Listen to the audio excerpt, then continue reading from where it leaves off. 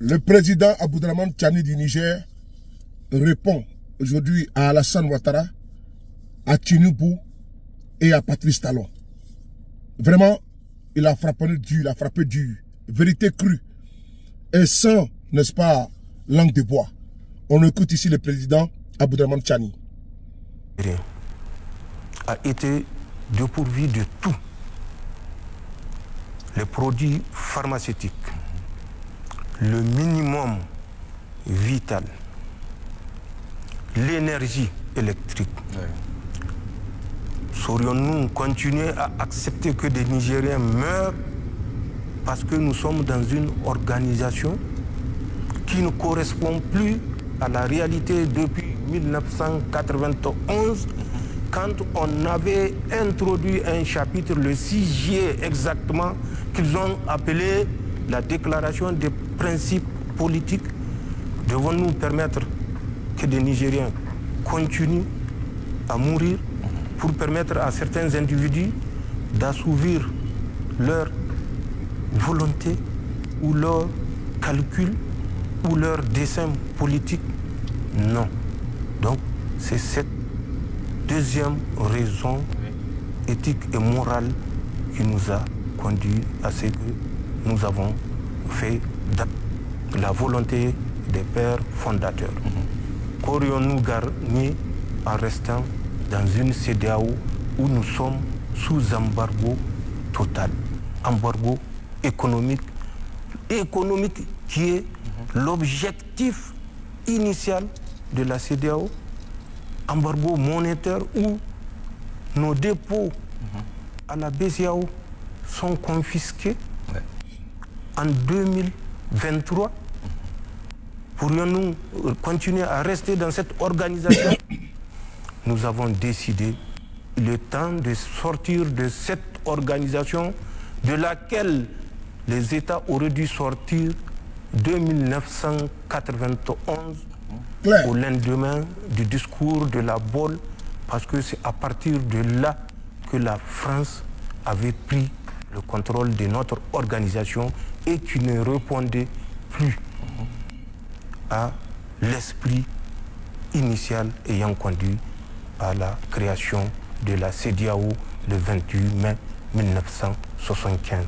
Voilà les trois raisons fondamentales qui nous ont conduit le pays membre de l'AES, le Burkina Faso, le Mali et le Niger, à sortir de cette organisation pour tracer notre voie et tracer notre destin ensemble avec nos peuples et les Africains et partenaires sincères. D'accord. Monsieur le Président, en quittant la CEDEAO, nos pays ont certainement anticipé les conséquences de cette décision, conséquences en termes de libre circulation des biens et des personnes, en termes de séjour de nos compatriotes de l'espace CEDEAO, en termes enfin économiques et politiques. Que pouvons-nous retenir?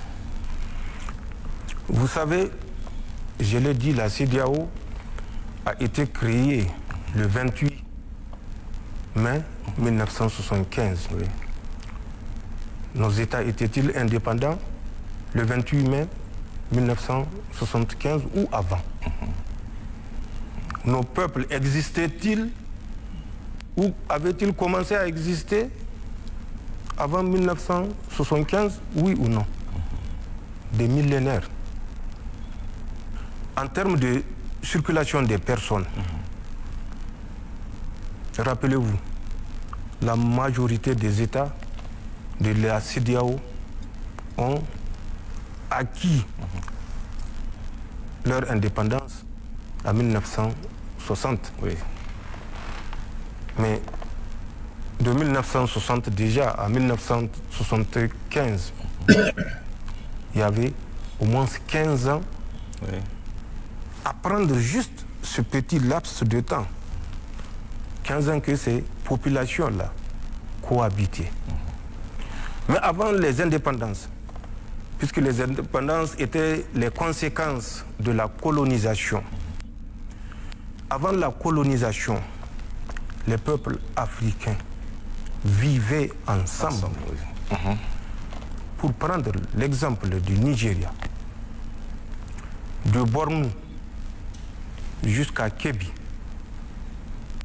était au Niger, il y a plus de 2000 ans. Il y a des traces.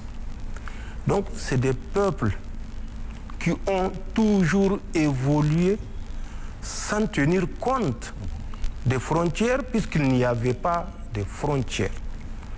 Sachez que avant la pénétration coloniale, nous avons cessé même le mode de gestion des États sous forme d'empire ou de royaumes d'abord, ensuite de regroupements pour constituer des grands empires. Nous étions, pour le cas du Niger particulièrement, dans la gestion des États en tant que sultanat. Rappelez-vous qu'on parlait du sultanat de Bornou, du sultanat de Katsina, du sultanat du Gobir et de l'empire Peul de Sokoto, qui était un sultanat également, puisque Ousmane Danfodio est une figure de la religion islamique. C'est ce que les gens ignorent. Donc, nos peuples étaient brassés. Prenez le nord Bénin, c'était l'ancien empire Songhai. Nous ne sommes pas ignorants ou analphabètes de l'histoire. Ces peuples-là ont cohabité. La CEDEAO, c'est combien d'États à l'heure actuelle? 15. L'Afrique, c'est combien d'États? 54. N'y a-t-il pas de Nigériens dans les autres pays de l'Afrique? Comment est-ce qu'ils vivent? Ne se déplacent-ils pas? Ne trouvent-ils pas leur subsistance dans ces autres pays qui ne sont pas des pays de la CEDEAO? Bien sûr que oui. Et même parmi les pays de la CEDEAO, quels sont ces pays les plus illustres, entre parenthèses, pour faire la guerre au Niger? Qui sont-ils? C'est Tinubu du Nigeria, c'est Talon du Bénin, c'est Ouattara de la Côte d'Ivoire et Macky Sall du Sénégal, jusqu'à un certain moment. Et je vous dirai pourquoi jusqu'à un certain moment. Donc, pour ce qui est de la libre circulation des personnes et de biens, n'ayez aucun souci. Les Africains ont circulé, ça fait partie de la nature humaine, la mobilité. Aucune frontière coloniale ne saurait arrêter les êtres humains dans leur instinct migratoire. Les peuples vont continuer parce qu'eux, ils sont au-dessus des chefs d'État égoïstes, individualistes. Les peuples sont des peuples matures qui comprennent le sens de l'histoire parce qu'ils ont l'histoire en eux. Ils savent les relations de l'Alliance des États du Sahel. Sur le plan économique et politique, quel était le taux d'échange entre les États de la CEDEAO? Vous me direz qu'il est marginal. Un seul pays de la CEDEAO qui n'importe pas. Il suffit que l'Inde décide de ne plus permettre l'exportation. La CEDEAO se retrouve à terre, en train de chercher comment, par quelle voie passer pour nourrir les peuples. Ce n'est pas une caractéristique propre aux États de l'Alliance du Sahel. Prenez un à un tous ces États zélés qui veulent nous faire la guerre et étudier leur économie pour voir la dépendance de cette dernière avec les autres organisations, mais ce n'était pas des organisations et ce ne sont pas des organisations de le cadre de la CEDEAO. Nous importons tous de l'Inde, de la Chine, des États-Unis, du Pakistan, de la Turquie. Oui.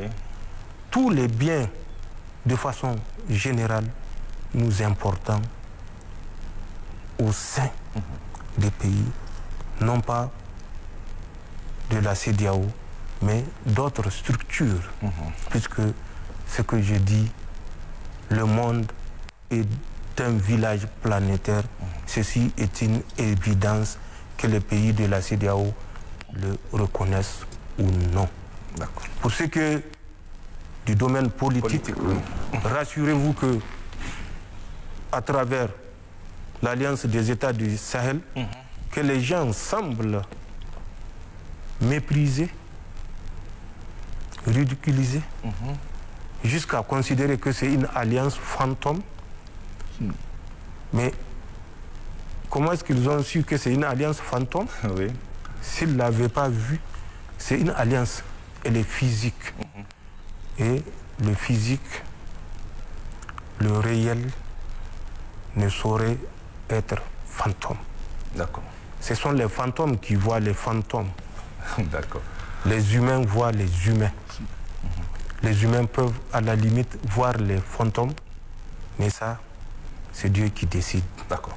Mais rassurez-vous, dans le domaine politique, personne n'utilisera le Niger ou l'Alliance des États du Sahel pour assouvir ses desseins personnels. Rassurez-vous, Tinubu veut avoir une assise populaire à travers la martyrisation du peuple nigérien. Mais martyriser le peuple nigérien, c'est martyriser le peuple frère du Nigeria.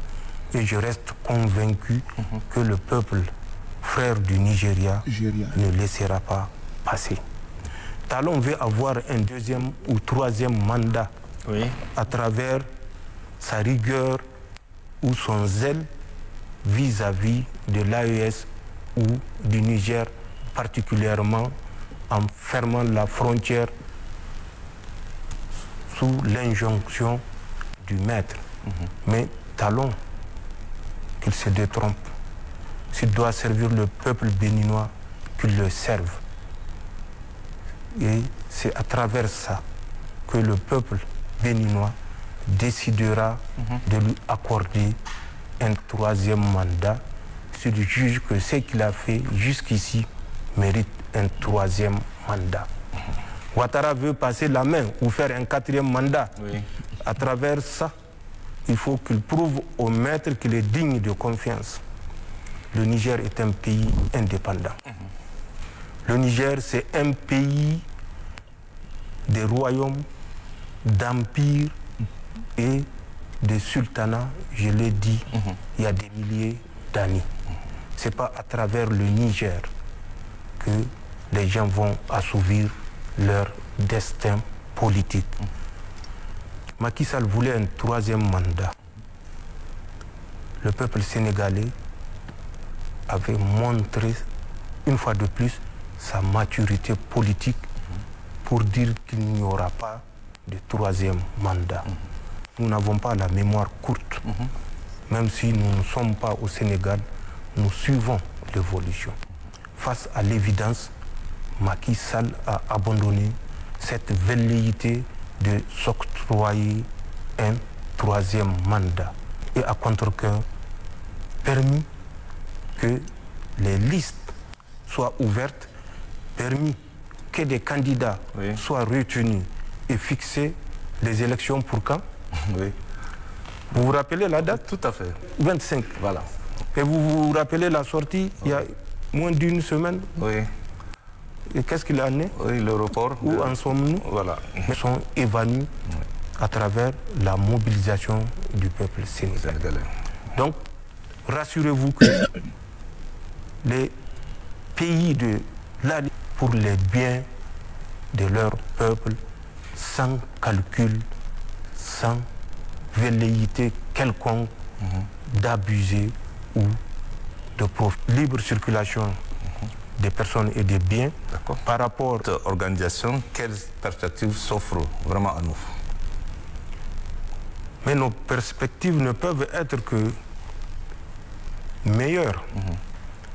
Qu'aurions-nous gagné en restant dans la CEDEAO? J'ai fait le rappel. Oui. Nous nous sommes retrouvés avec un terrorisme activé. Nous connaissons qui sont derrière ces mouvements terroristes. Que ce soit les terroristes qui sont sur le terrain avec des armes et que ce soit les États terroristes qui veulent, comme je viens de le dire, atteindre des objectifs des États du Sahel. Nous sommes une alliance qui a une vision claire. Nous avons quitté la CEDEAO, ce n'est pas sous un coup de tête. Nous avons quitté la CEDEAO pour renforcer cette alliance parce que nous avons une vision claire de ce qui peut conduire nos peuples vers la prospérité à laquelle ils ont toujours espéré que les leaders les conduisent.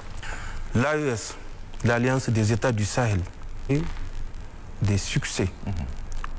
Ramener la sécurité dans notre espace troublé. Troublé pour que nos richesses soient pillées. Inch'Allah, nous allons réussir cette première phase et nous sommes sur le point de la réussir. Chacun peut apprécier les résultats obtenus. Le deuxième point serait, vous avez constaté que le cheval de bataille que nous avons enfourché, c'est celui de la bonne gouvernance. Les ressources des pays de l'Alliance serment qui se traduit par des faits. Et si vous l'avez constaté au Niger, c'est un cas et c'est physique, c'est réel. Au Burkina comme au Mali également, c'est physique et c'est réel. Après cette prospérité économique, nous devons trouver ensemble quels sont les mécanismes qui nous permettent de renforcer les échanges au sein de notre alliance, que ce soit des alliances des États du Sahel, soit effectivement, comme nous l'avons souhaité, une zone de prospérité et non une zone d'insécurité. C'est des étapes qui conduiront à une véritable intégration politique débarrassée de toute menace d'un État envers un autre. Voilà, en quelques mots, ce que nous pensons mettre en place pour pallier notre sortie de... Il n'y aura pas de chaos. Les pays de l'Alliance du Sahel seront prospères, Inch'Allah. Et ceci est inévitable. D'accord. Économique et monétaire ouest-africain, UMOA, notre propre monnaie qui est tant attendue par nos peuples, Monsieur le Président. Chaque tir de ce qui était devenu la CEDEAO depuis le numérique des membres continue à être membres de la communauté. Nous sommes sortis, avant nous, la Mauritanie était sortie, même si ce n'est pas dans les mêmes souverainetés. Nous sommes engagés dans un processus de recouvrement, ouvrir l'armoire de l'histoire récente des États, les analyser, les évaluer de nos peuples. Il n'est plus question. La France nous a spolié plus de 107 ans de pillage systématique de nos ressources pour qu'on soit quitte avec la nation. Les États de l'Alliance, nous déciderons.